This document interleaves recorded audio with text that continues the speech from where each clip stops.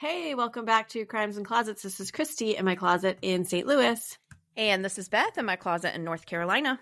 Happy Monday, Beth. Happy Monday, Christy.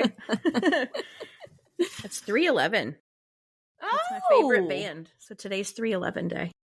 Oh, they have a day? Is that the day? I mean, I know that would be the day, but do they actually call it that? Yeah. Like 311 day? Yeah, they always play a concert in Las Vegas on 311 day. Oh, is it National 311 day? Yep. Is it on the actual national calendars? I don't think so. Okay, got it. I think it's a fan 311 day. Right. Well, I didn't know. I mean, because who knows? Maybe they make one like that, especially with a band that has that specific. Yeah, could fit in. Who knows? Anyway. Okay, well, there's that. Everyone's probably like, there's a band called 311. Yes, and they're great, okay? And Beth came here for a concert. Yeah, and it was awesome, and you liked it. I did like it. It was fun. Yeah. Okay, so happy Monday to all of you guys. Happy spring. Thank God. Oh, I know. And we went forward with our time. We sprung ahead. Oh, yeah. I am on the day that this drops. I'm in Charleston, South Carolina. Yeah. So we actually have longer days now. They're sunnier longer. So nice. Yeah. Perfect timing. I know. I need it. It's been nice that it's noticeably different, because we have schedules. Like every Monday we do this with whatever extracurriculars. And just last week, I think it was, I noticed when we pulled out of the driveway, I was like, has it always been bright out when we've left? Yeah. And the middle guy's like, no. And I'm like, wow, so it's already starting to kind of slowly get to that point. And now it's really to that point. It'll be 6 something or something like that when it's dark. Amazing. Did you get your pool open? Yes, my pool was opened on last, whatever day it was, Wednesday. Right. Mm-hmm. Yes. Yeah, so nice. You got to send me a picture. I don't have a picture yet. Well, yes, I will, because I need to wait for it to be totally clear, because you open it, It's kind of grimy and whatever, but it should be pretty good. And then we're going to leave and go on vacation, and it's going to get grimy again. I got to call actually and make sure I hire somebody to come. Oh, yeah. So got to keep up with that pool maintenance. Yeah. So anyway, but so I wanted to tell you about, so we watched Love is Blind. Mm-hmm. It's a show on Netflix if you guys watch it. And the new season is out, and we're at the weddings. We've had the weddings, so we know. Yes. What happened. This radio show, my kids and I listen to a local radio show every single morning, and they also watch Love is Blind. There's 3 of them, 2 guys and a girl. And they make fun of themselves because they watch the show, because it really is stupid. I mean, it's a fascinating experiment. It is. I will say, when the first season, because now we're on season 6. So the very first season I ever watched, I was like, this is fascinating. I can get into this. But didn't think that they would keep going, because I was like, they'll probably find out. Not really. Right. Love isn't blind. Right. But so I'm shocked that it's 6. Although I'm not shocked, but not shocked that it's 6 seasons in. But okay, so they were talking about why it is that people like the show, what it is about it that is so fascinating and draws it in. And one of the guys, one of the DJ hosts or whatever on the radio show, was like, it's like a Diet Coke. You're addicted to Diet Coke because of aspartame. Because it's the fake sugar. So he's like, that's what it is. He's like, Love is Blind is a Diet Coke, and the drama is the aspartame. It's fake drama. For some reason, you're so addicted to it. And I was like, I feel that. I know exactly what you mean. Yeah, because I Brian can't look away. 101.5. I know what you mean. Yeah. It's I literally can't so look away. addicted to the drama, but I know it's not real. Right. Yeah. Yeah. Yes. So Love is Blind is a Diet Coke. Yeah, it is. Yeah. It's like your Polar Pop. It's also, I'm breaking my addiction to that, guys. Breaking it. Right here, right now. You've heard it. No, you're not. No, I really am. Because I think, well, number one, they're getting rid of it. What? Yeah, as of March 31st, no more sip and save. Okay. So they're only doing like a whole inner circle, like new rewards they're losing program. money on all you people. Me specifically. Yeah. Doing a whole inner circle rewards program, and apparently you'll still get like free sodas here and there. I mean, it's not like it's that expensive. I'll still go in and get one for $1.19. But like, right. I do think that it's probably better that I don't have that giant soda every single day. Like, I did a cleanse last week, and I did part of a cleanse last week, and I know that some of my like success was that I was not drinking a giant Diet Coke, or not Diet Coke, but Coke Zero every single day. Right. So I'll still go get one, but I'm not going to go every day anymore. Like, right. I've decided that. But yes. So it is like my Coke Zero. Moderation is good. But yes. But I was going to say, you say it's like a Diet Coke because it's the fake drama, and I say it's like a plumber's crack. Like, you just can't, like, you shouldn't stare at it. But you do, because you're like, his crack is hanging out. Look. And you point it out to everyone. Look. And you can't look away, even though you want to.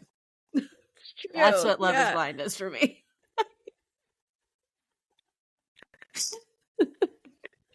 Man. So, we've got analogies for days, people. I was just getting ready to say, I know there's probably other people who are dying to give us their analogies, and if you guys have one, please come find us and write us in.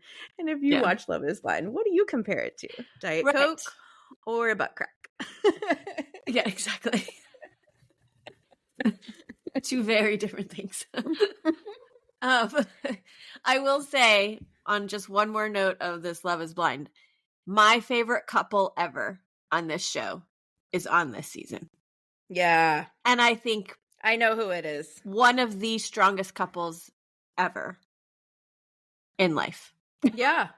Like, if they don't make it, I'll be very upset and shocked, because I just feel like they are it. They are it. Love was blind for them.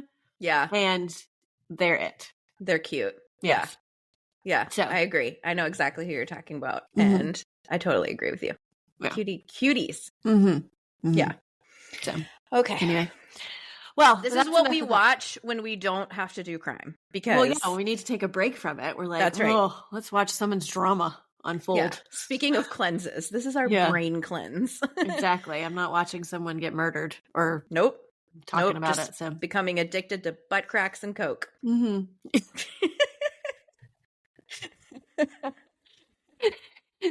I know you meant Somebody Diet Coke, but flip that out with no context and post it somewhere. I know.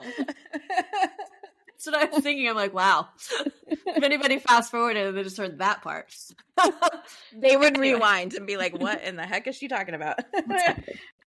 Anyway. All right. Well, I think that's enough about Love is Blind, but I do have another crime for you. Okay.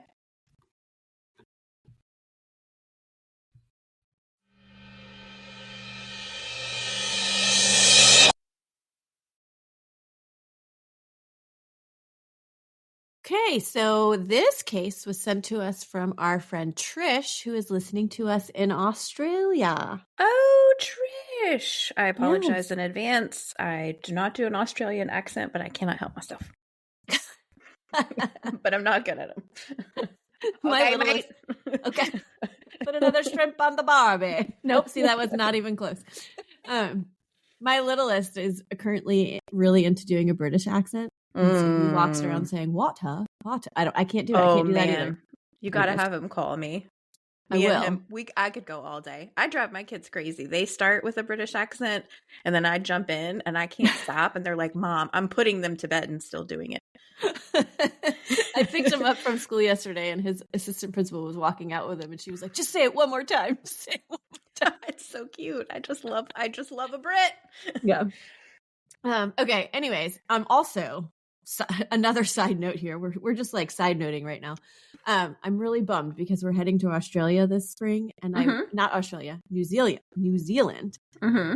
And we are going to be going all that way and not able to like hop on over to Australia, which I'm really bummed about because if you're going to go that far, you really should see both. But just the timing isn't good and school and blah, blah, blah. So New Zealand's awesome though. Yes. I'm super excited about it. I'm not like complaining, but I'm just like, man, if we could just stay a little bit longer and jump over to Australia and say hi to Trish. Yeah. Oh, well, it'll have to be this way. Hi, Trish. Yes. So anyways, okay. So she sent us a case and she actually went to school with one of the people involved. Okay. So we, as I said, we are traveling down under. We are heading to Mount Gambier, which is in southern Australia or South Australia. And it's just on the border of Victoria. So you know how it's like split up into like, I don't know if they call them states or whatever, but like Victoria is one and South Australia. Anyway, so this is like on the border of the two. Glenys Childs is her name. Glenys. It's Glenys. Yes. That is pretty. I like it. She met Neil Heyward in the early to mid 1980s, and the two fell in love and had 2 children together, Thomas and Matthew. There isn't a whole lot of information about, like, I couldn't even find a find your grave or whatever to like find out her. I mean, I probably could have done some sort of search to find a birth record, but I would have had to pay for it. And you know how that is. So anyway, I know how it is. Okay. The two fell in love and had 2 children, like I said, Thomas and Matthew. Although they never officially married, Glenys took Neil's last name, and they had what is called a de facto relationship, which is basically what we call a common law marriage. Anyway, it's not always recognized outside of your state or maybe country, for that matter. But according to Australian Family Law Act of 1975, you are in a de facto, sorry, that is a really hard word for some reason, relationship if you have been in a relationship for 2 years, or if there's a child involved, or if the parties have made substantial financial or non-financial contributions to the other's personal property. Okay. And in this case, it was basically all of those things were relevant for her. De facto marriage is not very nice. No. Like, I don't think it sounds very nice. Common law marriage is like even nicer than de facto. Well, it is, but it's not nice. Like, it doesn't, I don't know, like. We should come up with a different term because it's not any less like of a commitment, in my opinion. But okay. Right. No, I agree with you. But yeah. Okay. So the two were together for 20 years, 2 children, and they had started and maintained a successful dairy farm in Mount Gambier. So they had some cows. Yeah, I guess so. It's my dream, Glenys. You know, I did see a commercial the other day or something on Instagram about how to like adopt a cow. Oh, really? Yeah, I was going to send it to you, but I forgot. Oh, I'll find it. Anyway, Glenys's brother Richard and sister Jeanette would describe her as jovial and friendly. I don't hear the word jovial that much. After several years in her relationship with Neil, this changed dramatically. She became withdrawn and submissive. She even severed contact with her family for many years, and that is because Glenys was being abused mentally and physically. Oh, no. Neil started to show his real side and would regularly beat Glenys. Glenys endured it for years, and I'm sure most people were kind of suspicious because of like her withdrawing and like severing ties. But she just didn't tell many people. Like, she wasn't letting people know that it was happening. Bless her heart. I know. She only confided in her best friend, Marie Johnson, and she had told her many times that she was fearful that Neil would kill her one day. Which is so freaking sad. Like, could you imagine if I came to you and said that and then was just like, but I'm okay. Like, don't worry about me. Like, no. I mean, yeah. I don't know if I would be able to be like, no, I'm not going to not worry about you. I'm going to call the police right now and I'm going to have you move your stuff out. I'm going to come get you and you can come live with me. Yeah. Like, right. I'm not saying anything against Marie at all. I'm just saying. No, we don't know the circumstances. Yeah. Question, was he abusive to the children? I don't believe so. Wow. Okay. Which could be, I mean, he did other things to them after, like more like brainwashing kind of against mom, which we'll get to.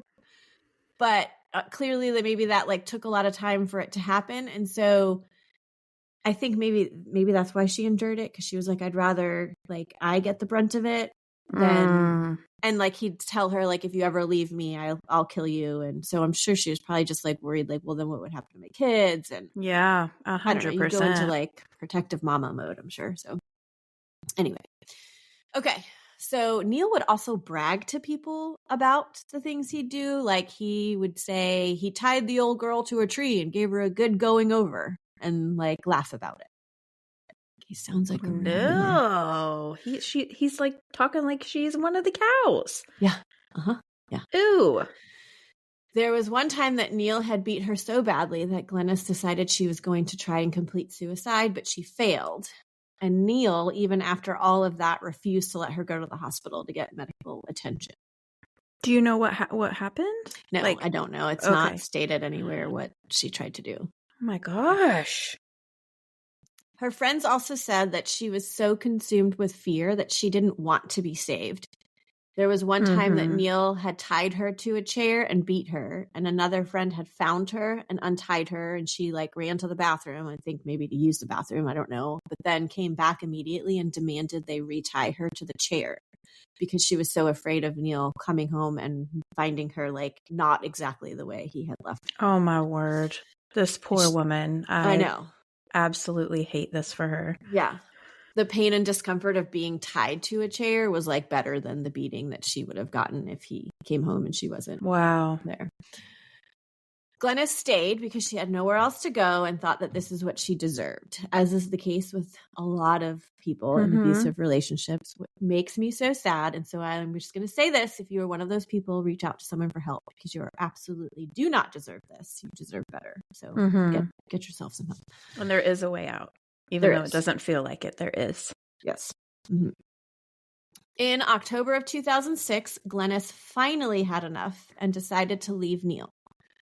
It's possible that the straw that broke the camel's back was that it is said that her own son Thomas was starting to assault and threaten her just before she decided to leave. So, well, then they obviously were seeing things. So I would say they were being abused in that way.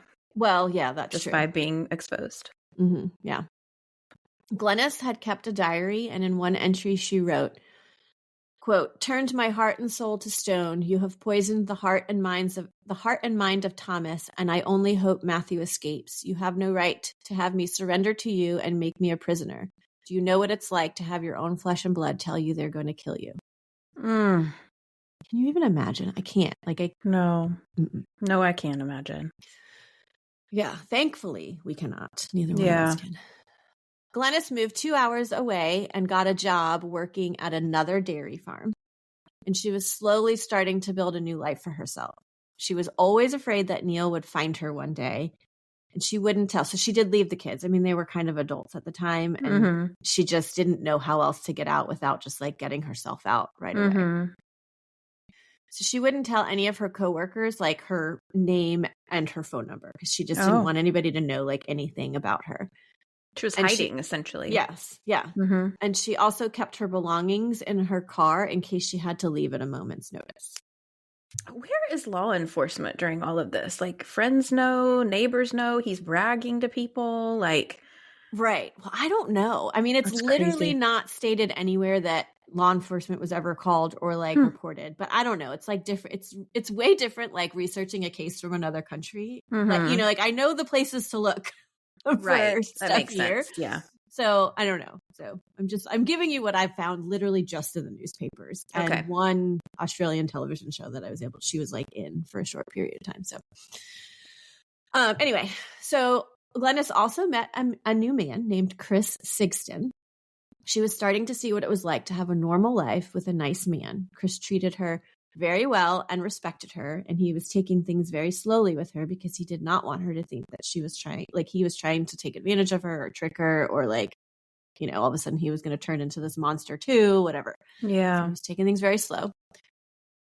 As she started to get her life together, she decided that she wanted to make her separation official. And it is stated that she started divorce proceedings. And I'm not really sure how it works with de facto marriages or even common law marriages, that for that matter. But I'm imagining if it's legally recognized as a marriage, then you must have to go through some sort of legal channels to end it as well, Right. and to like separate your assets and and then the children and all that stuff. Right. Who were adults at that time, so I don't really know how that works. But yeah. So she put a claim in, or she put in a claim for $2 million of their estate. The property and the business they owned was worth $6.897 million. So $7 million. Taking a portion of it. She's not even like asking for half. Probably figuring like, okay, let the kids have some. Let's like divide this into 3 or whatever, something like that. She helped build it and she is entitled to it. So, but in order for them to pay for that, they would have to sell the business and the property. Oh. Which infuriates Neil because he doesn't want to do that. And of course starts like kind of planting seeds in the boys' minds. Like, there won't be any money left for you guys if we let this go through and blah, blah, blah, blah. He's telling them that. Basically, I think. I mean, it's suggested that this is the kind of stuff he was probably telling them. So not only had he lost control of Glenys because she left, but now she's demanding a separation payment, which would end their business. So he's furious. In July of 2007, Matthew contacted his mother. So she's the one that he was like, I hope Matthew escapes. And she really thought like there was still a chance for her to have a relationship with him. Like Thomas, no, because he was already gone. But so he contacts her and asks her to come have dinner with him and to visit with him for a night. Glenys was so excited that Matthew had reached out and that he was still on her side and that he had not been poisoned by Neil to be against her. And she could not wait to see him. So on July 23rd, 2007, Glenys spent some time with her best friend Marie in the afternoon, and then she left to see Matthew. She arrived there around 6 p.m. Chris, her boyfriend, last spoke to her around 7 p.m. that night because I don't know if she had or he had called to like just check in with her, and they were like just finishing up or about to eat dinner or whatever. She was having a great time. She had cooked dinner for them. Matthew was like thanking him because he sent something. I can't remember what it was, but I think it's like a fish or whatever to like cook for dinner. And anyway, so she's at their home? She's at wherever Matthew's house is. I don't think Matthew lives with Neil. Okay. So she's at Matthew's house or apartment or whatever. Okay. Glenys was supposed to return home the next evening to Chris's apartment. And when she did not return, he got nervous. Glenys's brother, Richard, also thought something was wrong immediately upon hearing that she didn't come back because, well, he was actually concerned before that because their mother was in the hospital recovering. I don't know if she had a heart attack or something, but she was recovering from something and she failed to go visit her when she said she would. So he was like, she doesn't do that. Like she comes. When she says she's coming, she comes. I'm upset. Yeah, you will be. Even more so, I think. Chris reported her missing and police went to question Matthew, since he was the last person or last known person to see her. Matthew told him that, again, she arrived at 6 p.m. on the 23rd. She cooked them dinner. She got a call from a male friend who said he was going to pick her up around 10:30 that night, and they were going to go to Melbourne for a few weeks. And police are like, and that's apparently what happened. Like, this male friend did come, got in the car, and she left. Police are like, I don't know about that, but okay, let's ride this out a little bit. But they were like, she hadn't told anybody else about these plans. Melbourne. Like, yeah. Didn't tell Chris. Chris isn't the male friend. What other male friend? She didn't tell Marie. She didn't tell her brother or sister. Like, why? Where is this coming from?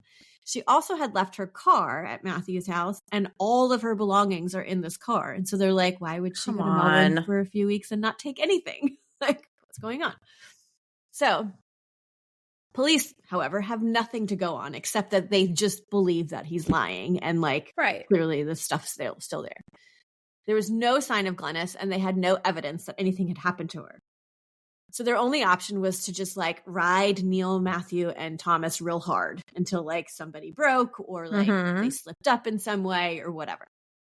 So for months, they couldn't find her or any evidence or anything until 4 months later. 4 months later, when someone at a bar started bragging to a bouncer about killing Glenys.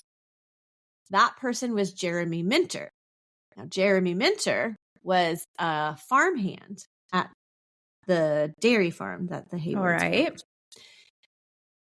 And so this was the first break that they needed. So they actually arrested. So because of the connection to the dairy farm, they're like, okay, well, this is what we need. So they arrest Matthew and Thomas and Jeremy in November of 2007. They still don't know where Glenys is, though, I feel like. Okay. When they arrest Neil, or go to arrest Neil, he was not going without a fight. He held himself up in a house in Mount Gambier, stating that he was armed and was in possession of a bomb. This guy's a real winner. Yeah. Like, after how do you think that's going to go?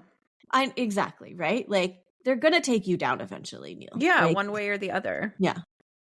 So after an 8-hour standoff, they finally get into the home where they found Neil with wounds all over and a slashed throat. He was trying to complete suicide before they could get to him.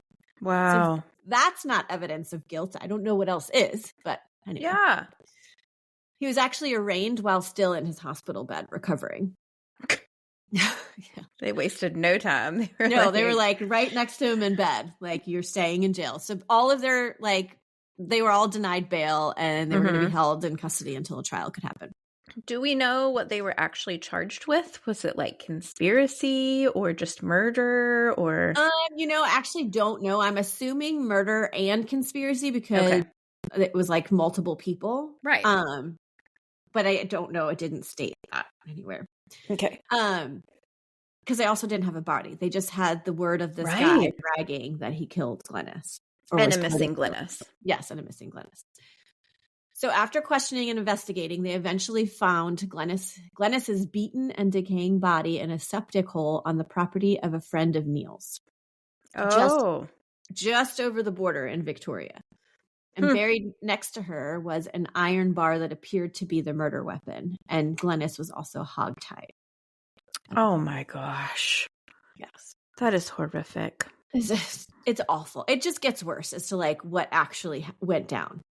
So just hold on to Is the friend going to get in trouble? Your britches. And sorry, usually I say pants, but britches came out this time. So I'll address that. Okay. Because I have it's always one of those phenomenal situations where it's like, hey, I killed somebody. Can I hide the body on your property? And like, you have that level of friendship that you can go to them and ask them something like that. Like, well, he didn't say that. Okay. Initially. He didn't like ask him if he could do that. Okay, gotcha. I mean, the friend does find out eventually, but like, sure, he didn't ask him if he could bury a body on his property. Okay, because I just like would want to be a fly on the wall for that little conversation. I know. If it were to happen, I'd want to be a fly on the wall for half of these conversations, even though if it didn't happen that way, like the way it did happen, like what? Anyway, got it's it. just Okay. Weird. So as people start to come forward, all the pieces start to come together. And one of Neil's hunting partners, Michael Goldsworthy, who, by the way, is only 16. Why is this 50-year-old man hunting with a 16-year-old? I don't know, but whatever. He stated that Neil had asked him at one point if he had any rough or feral friends who would kill Glenys for $3,000 to $5,000. That's what I'm talking about. How do you feel comfortable saying this, Neil? That is weird. Like, that is weird that you were like, your comfort level is that, like, yes, high that you could be like, hey, I'd like to kill my wife. Know a guy? Yeah. It is very strange. But Michael, who's, by the way, like I said, 16. So he's like, he's a kid. But he's like, I didn't pay any attention to it because Neil was always talking about shooting people. Again, why is that something that you just talk about? I don't talk about shooting people, even if I'm really pissed at them. Like, it's not something that enters my mind. It's not your go-to threat. No, right? No. It's disturbing. Like, can I throw toilet paper in their front yard? Like, I think I would be like, I don't want to hunt with you anymore, Neil. You seem a little off. Well, he did say that he started to keep his distance at some point because right around the time of the murder, which he didn't know it happened, but once he found out that it happened, he's like, oh, right around that time, Neil started to act a little bit more erratic. And he was like telling him that he was convinced his mother, Michael's mother, had convinced Glenys to leave Neil. And I don't know, he started like telling all these stories. And then Michael's mother said that, I think this was still when Glenys was there, she had a litter of puppies and she gave them one.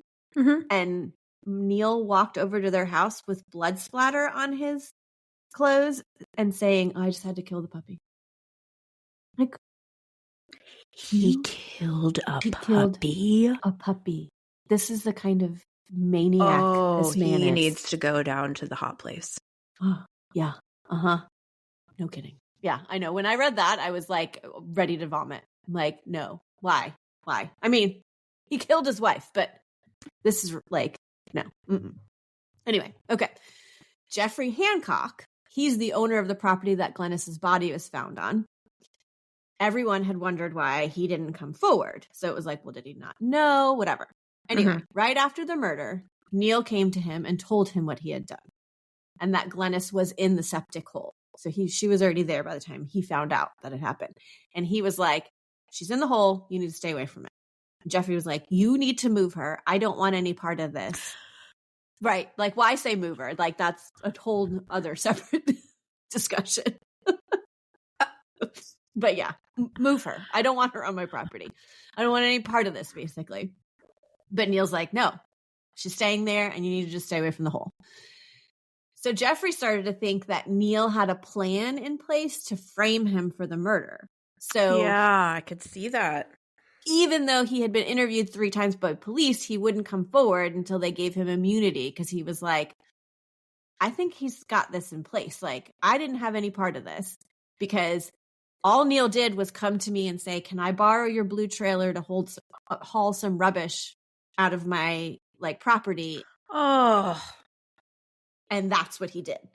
So he's like, and once he comes to him and says, it's my wife's body, stay away. The real surefire way to not get framed is to immediately go to the police and be like, right, this crazy man just came and told me this. Right. No, I 100% agree, but clearly Neil is insane and he's scaring everybody, it sounds to me. Like they're all intimidated and afraid of him. 100%. I just feel like they're like, man, he can get away with anything. You know, he got away with beating Glenys for 20 years. Well, true. So I'm just assuming everyone, like you said, is intimidated by him. Okay. So now after a while, the timeline of events would come together. So here we go. This is what they put together that happened. Matthew invited his mother to come visit him. After they enjoyed dinner, Matthew asked his mom to come with him to check out a property that he was thinking of buying. It happened to be an not abandoned, but it's it was an empty daycare center, but it was a home, like those home daycare centers. Mm-hmm. So he was like, can you come check out this house I want to buy, blah, blah, blah. And she was like, sure. So she goes. This is legit. He legit wanted to have dinner with her. Okay, he lured his mom, got it. Okay. Gross. When they got there and entered the abandoned property, Neil and Jeremy, that farmhand, were lying in wait in another room, and they came in and surprised her. And then as soon as they entered the room, or at least Dad, Matthew then left the house. Just walked out and drove away. Left her there. Mm-hmm. Neil then began to kick Glenys in the face over and over until she was bleeding. And then the two of them, him and Jeremy, gagged her, hogtied her, and rolled her in a curtain and placed her in a wheelie bin while she was still alive. Which they called it a wheelie bin in the newspaper articles. And I was like, what the heck is that? I'm like, is it a trash barrel? It's basically a trash can. Yes. Wow, that is terrible. Yeah. Cute name, though. I know. They loaded her in the trailer he had borrowed from Jeffrey and drove off. Neil then dropped Jeremy off at another location where Thomas happened to be waiting at, and he picked Jeremy up. Mm-hmm. Neil then continued to drive over the border to Victoria to his friend's property where he buried her and the murder weapon in that septic hole. Police believe he may have tortured her for some time before he actually killed her and buried her. Oh, I bet he did. Oh, 100% he did. Sick man. Yeah, he's very sick. Okay, so due to lack of evidence, charges against Thomas were eventually dropped because they had no evidence that he was there when anything happened. He just picked up Jeremy at some place. So they had to drop the charges against him. Matthew, Jeremy, and Neil were held until trial. On June 6, 2009, Neil was found dead in the bathroom of his jail cell. His cellmate had woke up at 3 a.m. to use the bathroom, which, by the way, it's their own personal bathroom in their jail cell. I was just going to say, that's a whole thing about jails. You poop right beside your bed. No, there was like a bathroom with a shower, like in their jail, their own personal. I'm like, they have nice jails in Australia. I should have looked that up. I didn't, but so he said when he woke up to go to the bathroom, when he got up, he saw what looked like the outline of Neil's body in his bed, and his sleep apnea machine was like the tube was like going into the bed and running. So he was just like, okay, Neil's still asleep. Then he entered the bathroom and he saw feet underneath the shower curtain. And when he opened it, he saw Neil hanging with a bedsheet and red underpants covering his face. So he had completed suicide, and in my opinion, completely took the coward's way out. Which coincidentally, the month before, because he had tried to complete suicide before he even was arrested. Right. Well, apparently the month before this happened, he had actually convinced like the jail workers or whatever, like officers and guards and whatever, that he was not a suicide risk. So they stopped like keeping him on watch. Okay. So Matthew and Jeremy went to trial in March of 2010. It was a 7-week trial. I don't know if it was like together or not, but I'm assuming it was. And the two were convicted of murder, and they were given a mandatory life sentence with a 23-year non-parole sentence, which basically just means that's the minimum amount they're going to be in prison. Right. During his trial, Matthew did admit to lying to his mom about coming to visit. However, he said that his father had been begging him to get his mom to come and meet with him, but she wouldn't, clearly, because he had been beating her for all those years, she wouldn't come meet with him just to talk about the dispute over the estate. And he said after the meeting, Neil had told him that his mother had gone to Melbourne for a few days. And then after a few days, Neil admitted to Matthew that his mother was dead, that they had gotten into an argument about the money and he killed her. So his story is that he did lure her there, but it was just so that she would talk to Neil about the stuff. But Neil had to bring somebody else who was a farmhand with him to talk to his wife? Yeah, so I thought of that too, and I was like, unless Jeremy didn't come out at first. Like, and Neil was the only one that came out of the room initially, and so then Matthew then left and didn't even know Jeremy was there. That's one option. And there are lots of people that out there, including, I think in the interview was with Chris, her boyfriend, that he's like, it is possible that Matthew didn't know that his dad intended to kill. It's possible. But even he said, but then like, why would he just like up and leave the house knowing that his mom had been beaten for however many years? Like, and was terrified of his father. Right. Exactly. So anyway, I don't know. I don't really know what the truth is. Either way, he was convicted and all of his like appeals have been denied and he's in prison. But, and like you said, Jeremy was there, but maybe he didn't know. But anyways, that is it. That is all I have on the case of Glenys Heyward. Wow. And the fact that her own son lured her to her death. I mean, in my opinion, I think they all were fully aware.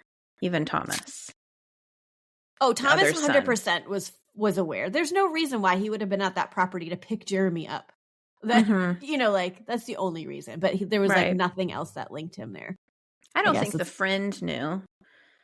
Like the property that her body was left on. I don't think he knew. No, I don't think so either. I think he found out, like he said, after the fact and was like, no, I don't want a part of this. But Neil was like, suck it up, basically. Yeah. And I mean, I like to give him a hard time for not calling police right away. But like, murderers are scary. Yeah. Yeah. You murdered your wife. So what would you do to me if I was? And are just telling me? Right. Like, yeah. Right. Yeah. Like super open about it. Like, yeah, I killed my wife and she's on your property. What are you going to do about it? Yeah. You want to be next? Yeah. Like, that's scary. Yeah, no kidding. But I just feel like somebody could have stepped in so much earlier and helped this woman. Oh, yeah. 100%. Her own sons could have helped her. I mean, they were kids. It is what it is. But like, it's just, that's sad. Yeah. That's a sad case. It is. It is. And Trish went to school at Thomas. Oh, that's right. What did she say about him? Nothing. Anything really, except that I don't even know if I should say that on the pod, what she said. Oh, okay. That's okay. Yeah. You can tell me later. Yeah. Wow, interesting. Well, thank you, Trish, for trusting us with Glenys's story. And thank you for, it happens. Mm-hmm. This domestic abuse happens. It very rarely, if ever, de-escalates. Mm-hmm. So it's always going to be bad. It's always going to get worse. And people not getting help or having resources to help themselves is so frustrating and sad. Mm-hmm. And we hate it. Yep. And we're here for you, and we believe in you, and know for a fact that there are resources that we are happy to give you. Yes. If you want to need reach out them. to us, we will point you in the right direction of somebody or, organization or something. Mm-hmm. You're not alone, and we love you. And we love Glenys, and I wish somebody would have had the ability to do that for her before this happened. So right. And she was getting her life on track and independent, and it just sucks. Oh, in the interview, so the show was called Inside Crime, and I believe it's an Australian. It's on Prime Video, actually. Oh. And they did I don't know if this is how this typical episode is, but it was 3 different stories in one thing, and they just talk about whatever inside the crime. But Chris, the boyfriend, I think they were only together 3 or 4 months, and he said that right before she left, he told her he loved her for the first time, and he was so glad that he did, because at least she knew that he loved her before she did. Oh, that's upsetting and sweet. Yeah. Maybe I'll have to watch that. Spruce up on my Aussie accent. Yeah. I know I disappointed Trish. So sorry about that. Well, thank you very much for that case. That's very sad. I hate it. I hate everything about it. He also killed a puppy. Can't ever be here for you. And it sounds to me like he is in the hot place. Yep, definitely. So that's bye. Bye, Neil. All right. Well, thank you guys so much for joining us. Happy Monday. We sure do appreciate you and love you, and are always here for you every Monday. So come back and see us. Come find us on social media, Instagram, Facebook, Patreon, if you want more of it. We're just trucking through the year. Here we go. Well into March, and spring's coming. Is March spring? Not yet, right? Yeah, I think that, or is it April? I don't remember. I have no idea. But our 4-year anniversary will be coming up too. Oh my gosh. Yes. Yeah. Wow. That's crazy. Love that for us. Ooh, maybe we'll do something fun. Stay tuned, my guys. Okay. So yes, we love you. Thank you so much. And always remember, the world is scary. People suck. Hide in your closet.